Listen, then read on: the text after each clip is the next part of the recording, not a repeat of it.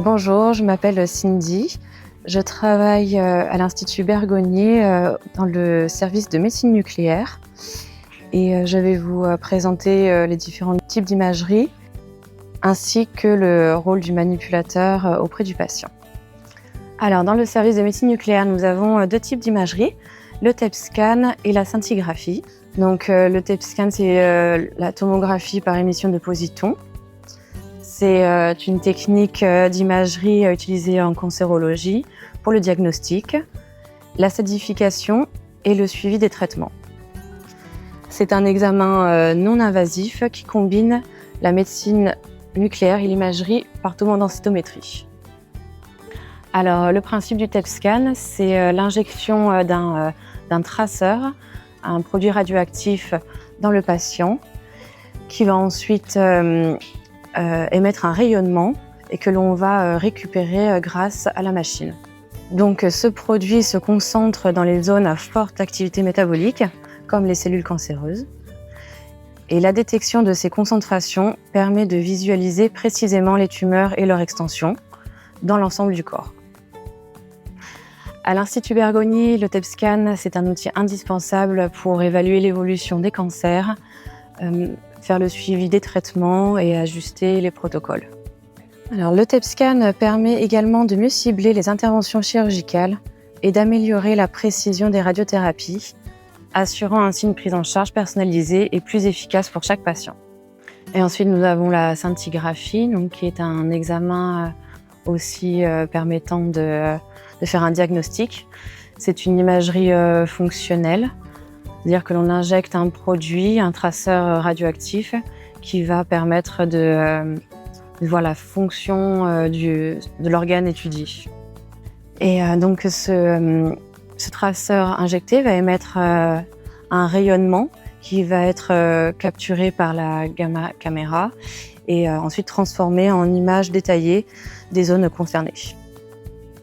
Donc les images obtenues révèlent non seulement la structure des organes, mais aussi leur fonctionnement, ce qui est crucial pour identifier les anomalies, comme la présence de tumeurs ou de métastases.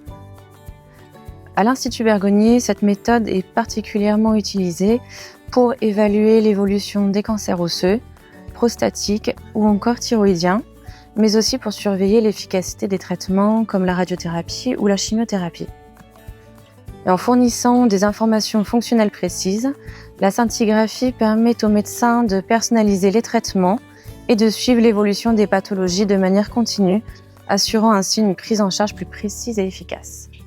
Alors, je voulais vous parler aussi des traitements que l'on fait depuis peu dans l'Institut Bergonié.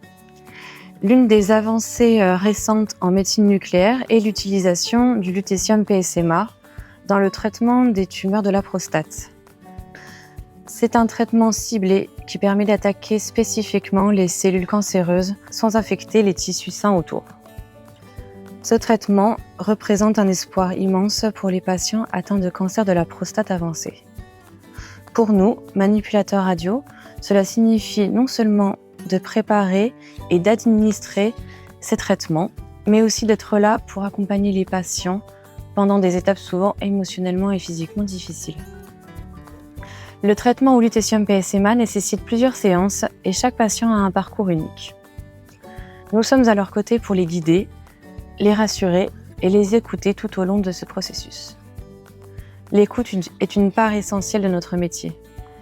Les patients peuvent être anxieux ou fatigués par leur traitement. Notre rôle est de faire en sorte qu'ils se sentent soutenus, compris et jamais seuls dans leur combat contre la maladie. Donc ça, c'est plus l'aspect technique de notre métier. On a une part aussi qui doit être d'accompagner les patients. Il faut beaucoup les rassurer. C'est vrai qu'ils ne savent pas ce qu'on va leur faire quand ils viennent passer un examen la majorité du temps. Il faut bien prendre le temps de les rassurer, leur expliquer pour que ça se passe au mieux pour eux.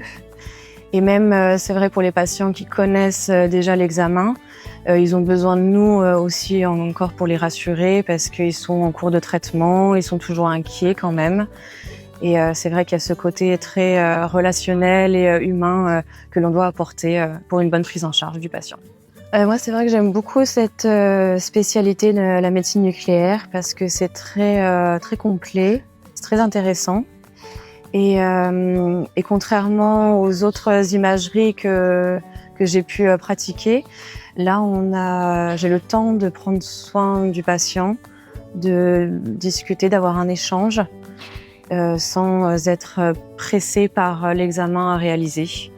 Et c'est vrai que ça m'apporte beaucoup de travailler dans ce secteur-là.